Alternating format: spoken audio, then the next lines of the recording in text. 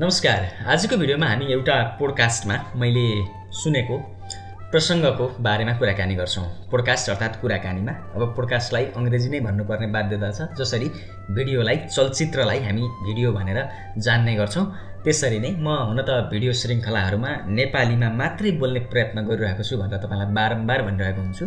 कुनै शब्दहरू जस्तो एकदमै धेरै प्रयोग हुँदाहुँदै नेपालीकरण नै भइसकेका छन्, तिनीहरूलाई लेख्दा पनि त्यही अङ्ग्रेजी नाममै लेखिन्छ। त्यसकारण कुनै शब्दहरू त्यसरी आउँछन्। म ठ्याक्कै कुन पोडकास्ट हो, को बोल्नु भएको थियो भन्ने कुरा चाहिँ स्मरणमा छैन मेरो। मैले त्यो उल्लेख गर्न सक्दिनँ। कतै ठ्याक्कै हेरेको थिएँ, मैले त्यो टिपेर राख्न बिर्सेँ वा चाहिँ उहाँको नाम त्यहाँ दिएको थिएन, मैले त्यो ख्याल गरिनँ। तर यो निकै प्रेरणामूलक र व्यक्तिलाई आफ्नो कर्मका प्रति प्रतिबद्ध हुनको लागि साँच्चीकै प्रेरणादायी छ। हामीले आफ्नो जीवनमा के गर्छौँ भन्ने कुरा वा चाहिँ मैले के काम गरिरहेको छु, उसले के काम गरिरहेको छ, होइन, फलानुले कुन काम गर्यो, कहाँ पुग्यो भन्ने मात्रै कुरालाई प्रधान कुराको रूपमा हेरेका छौँ। जुन कुरो यति तुच्छ कुरो हो, त्यो आवश्यक नै छैन। हामीले के गरेका छौँ होइन, कसरी गरेका छौँ, गरिरहेको कामलाई इमान्दारीपूर्वक गरिरहेका छौँ कि छैनौँ, आफ्नो कर्म पुरा गरेका छौँ कि छैनौँ, त्यो बडो महत्त्वपूर्ण हुन्छ भन्ने कुरा त्यो करिब 1.5-2 मिनटको पोडकास्टमा मैले सुनेको थिएँ र त्यसलाई लामो समय नलिइकन तपाईँमाझ राख्न चाहन्छु। एकपटक मसानघाट अर्थात् त्यो अन्त्येष्टि गरिने ठाउँ जहाँ मान्छेहरू बितिसकेपछि मरिसकेपछि लगेर जलाउने गरिन्छ, त्यो ठाउँमा अन्त्येष्टि गरिने त्यो घाटको किनारमा त्यो जलाउनको लागि काम गर्ने एकजना वृद्ध मनुष्य हुनुहुन्थ्यो। उहाँको काम त्यो जलाउने थियो। उहाँले आजीवन त्यही गर्नुभयो। उहाँले लास जलाउँदै हुनुहुन्थ्यो। त्यही ठाउँमा एकजना नवयुवक जसले काम खोज्दा खोज्दा काम नपाएर त्यहाँ आएर सोध्नुभयो, बुवा यता कतै काम पाइन्छ कि? अनि ती वृद्ध मान्छे जसले आजीवन लास जलाउने काम गरेका थिए, उनले सोचे, ओहो म पनि वृद्ध भएँ, अब मैले कुनै एकजना साथी त राख्नुपर्छ। यही युवकलाई राखेँ भने आधा आधी पैसा यसलाई दिन्छु, अरू मलाई पनि हुन्छ, सहयोग पनि हुन्छ, म त अब बुढो भएँ भन्ने हिसाबले उसलाई ल हुन्छ यही काम गरौँ, मिलेर गरौँ, म यसरी पैसा पाउँछु, तिमीलाई यति दिन्छु भन्ने हिसाबले सहमति गरेर राखेँ। अनि उनीहरूले लामो समय त्यसरी नै लास जलाए, वृद्ध मानिसले पनि जलाए। अब यिनीहरूले लास जलाउँदा जलाउँदै, अब यो एउटा नैतिक कथा भएको भएर यसमा तथ्यगत कुरा हुँदैन।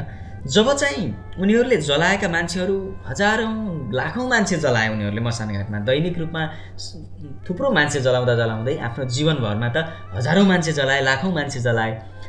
जब उनीहरूले ती वृद्ध मान्छेले जवान हुँदा जलाउन थालेका मान्छेदेखि लिएर यो युवा मान्छे अलि बुढै हुने बेलासम्म, ती वृद्ध मान्छे बित्ने बेलासम्म जलाएका मान्छेहरूमा त चाहिँ हजुरबाउ जिजुबाजे पुस्तादेखि नाति पनाति पुस्तासम्म जले। जब उनीहरूको भेट माथि स्वर्गमा भयो, तब उनीहरूले कुनै प्रसङ्गमा कुरा गर्दा आफ्नो पृथ्वीबाट इहलीला समाप्त भएर लासलाई जलाउँदै गर्दा अर्थात् अन्त्येष्टि गर्दै गर्दाको कुरा गर्न थाले। त्यो कुरा गर्दा ती पुराना बुढाहरूले भने, ओहो हामीलाई त कति दुःख दियो त्यो मान्छेले, यति दुःखले जलायो, जलाउने बेलामा पनि ख्याल गरेन, यता खुट्टा चाहिँ भुइँमा झुन्डिन थालेको छ, टाउको फुटेर चाहिँ गिदी तल झरिरहेको छ, ऊ घरि उता गएर चुरोट पिउँछ, घरि कोसँग गएर गफ गरिरहेको छ, एकैचोटि नसक्ने धेरै लासहरू लिएर पनि काम गरेको छ, हामीलाई त 7-8 घन्टा 9 घन्टा 10 घन्टा लाएर जलायो, साह्रै दुःख दियो, हामीले त त्यसलाई हामीलाई जलाएर हामी माथि आएपछि सधैँ श्राप दिइरह्यौँ। जब तिनै जिजुबाजेहरू, हजुरबुवाहरूका नाति पुस्ताहरू, तल्ला पुस्ता पनाति पुस्ताहरूले ती कुराहरू सुने, उनीहरूले भन्न थाले, ओहो हामीलाई त त्यो पछिल्लो मान्छेले जो वृद्धसँग बस्थ्यो ती मान्छेले चाहिँ जलाए। ती मान्छे त कति काममा ध्यान दिने भन्दा हाम्रो टाउको फुट्न थाले पनि ट्याकटुक पारेर आगोतिरै हालिदिने, जुन हातखुट्टाहरू तल झुन्डिएका छन् तिनीहरूलाई पनि भाँचभुँच पारेर चाहिँ आगोमै राखिदिने, टाउकोलाई पिटपाट पारेर, छातीलाई पिटपाट पारेर लौरोले होइन चलाई बाँसले चलाई हामीलाई त 1.5-2 घन्टामै बडो आनन्दसँग जलाए।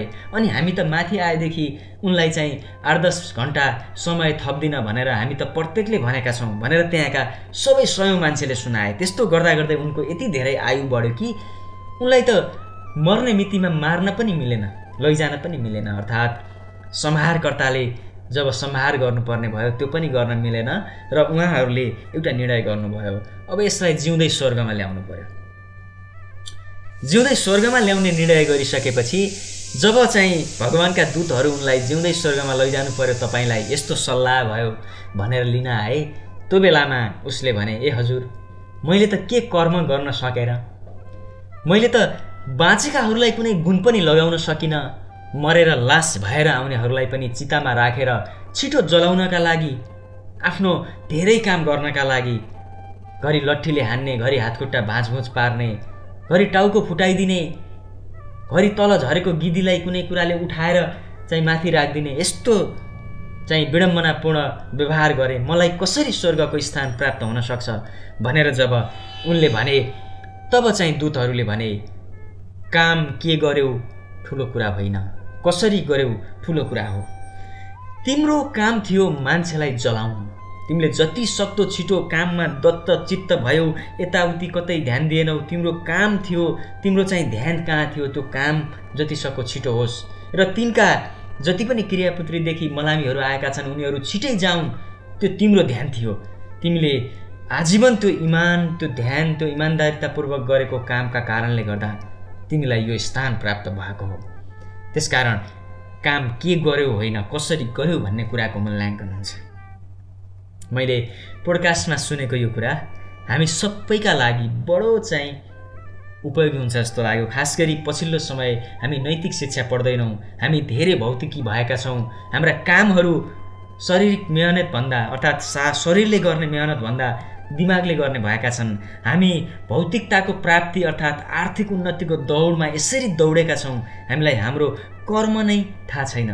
मैले के गर्नुपर्छ, मेरो अस्तित्व के हो, के भएका कारण मेरो यो तलब आइरहेको छ समेत नबुझेर जति सक्यो ठग्न पाए, जति सक्यो अर्कालाई थर्काउन पाए म ठुलो हुन्थेँ कि भन्ने त्यो व्यभिचार गर्दै गर्दा, जुन अधर्म गर्दै गर्दा, पापको कर्म गर्दै गर्दा, आफ्नो कर्म पुरा नगर्दै गर्दा म ठुलो भएँ, ठुलो हुँदैछु भन्ने जुन दम्ब हामीमा छ, त्यसले हाम्रो भोलिलाई के बनाउँदैछ यो विषयमा सायद हामीले छातीमा हात राखेर मम भनेर सबैले सोच्नुपर्छ। किनकि हरेक मान्छेले गर्ने सत्कर्म र आफ्नो कर्मको पूर्णताले नै समाजलाई उन्नतितर्फ अर्थात् व्यवस्थित र सकारात्मक चिन्तनतर्फ लैजान्छ। त्यो भएर हामी कसले के गरेको छ, मैले के गरेको छु, काम सानो ठुलो हुँदैन, कसरी गरेका छौँ भन्ने कुरामा बडो चिन्तनशील हुन जरुरी छ। होइन भने मानव जीवन नै व्यर्थ हुन्छ। यो कुरा चाहिँ तपाईँलाई कस्तो लाग्छ कृपया प्रतिक्रिया दिनुहोला। र यो भिडियो श्रृङ्खलाहरूमा जुन हिसाबले मैले कुरा गरिरहेको छु यसका सन्दर्भमा तपाईँलाई लागेका धारणाहरू कृपया टिप्पणी गर्नुहोला। मैले यसकारण पनि आफ्नो यो भिडियोमा यति धेरै नेपाली भाषा बोल्ने प्रयत्न गरिरहेको छु जहाँ कुनै पनि अन्य भाषाका शब्दहरू विशेष कारणले वा प्रयोग गर्नै पर्ने स्थिति भएमा मात्रै प्रयोग गर्नेछु। किनकि भाषा नै सभ्यताको जननी हो। यदि भाषा रहेन भने हाम्रो संस्कृति, हाम्रो सभ्यता सबै ध्वस्त हुन्छ। अहिले पछिल्लो समय हरेक देशहरूमा खास गरी अङ्ग्रेजी भाषाको प्रभाव अत्याधिक छ। विकसित देशहरू जापान, कोरिया लगायतले पनि आफ्नो चाहिँ एक खालको वर्चस्व बनाउनको लागि त्यहाँ लैजाने कामदारहरू इभन त्यहाँ लगेर इभन प्रयोग गरे नि त, बरु त्यहाँ लगेर त्यो भाषाको केही काम गर्नु छैन, सामान्य यताउति आइज जा भन्नलाई त त्यही गरे पनि सिक्थ्यो। तर यहाँ मजाले पढाएर लगिरहेको छ किनकि आफ्नो संस्कृति विस्तार गर्न चाहन्छ मान्छेले। त्यसकारण हामी हाम्रो भाषाप्रति गर्व गरौँ। हाम्रो भाषामा जति पनि चाहिँ सद्गुण छन् त्यसका सन्दर्भमा यो खालको चाहिँ कुराकानीको श्रृङ्खलाबाट पनि अगाडि बढ्न सकिन्छ भन्ने लागेर यसरी प्रस्तुत गरिएको हो। तपाईँलाई लागेको कुराकानीहरू टिप्पणीमा लेख्नुहोला र कुनै विषयमा यसरी बोले हुन्थ्यो वा चाहिँ बोलौँ, यो विषयमा कुरा गरौँ, के छ धारणा भन्ने कुरा भयो भने कृपया विषय राखिदिनु होला। त्यसले पनि मलाई बडो हौसला प्राप्त हुनेछ। तपाईँको समय शुभ रहोस्। नमस्कार।